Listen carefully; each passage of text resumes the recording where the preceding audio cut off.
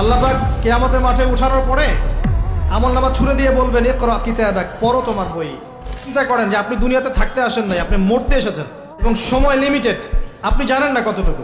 কত যে সময়টা পার করে এসেছেন, এই সময়ের মধ্যে কতটা রোজা রাখেন নাই, কত ওয়াক্ত নামাজ পড়েন নাই, কতবার জেনা করেছেন, কতবার সুদ খেয়েছেন, কতটা মানুষের হক নষ্ট করেছেন, কতটা দুর্নীতি করেছেন, কতবার মাদক খেয়েছেন, কতবার মেয়ের সাথে বারে ড্যান্স করেছেন, কতটা গার্লফ্রেন্ড চেঞ্জ করেছেন। আপনি হিসেব করেন, আমল নামা হিসেব করেন, আপনার আমল নামা নিজে হিসেব করেন। কাফা বিনাফসিকা আল-ইয়াওমা আলাইকা হাসিবা, দিন আসার আগেই হিসেব করে ফেল। কাফা বিনাফসিকা আল-ইয়াওমা আলাইকা হাসিবা, আজকে তুমিই তোমার হিসাব নেওয়ার জন্য যথেষ্ট। লাইফকে সিরিয়াসলি নেন।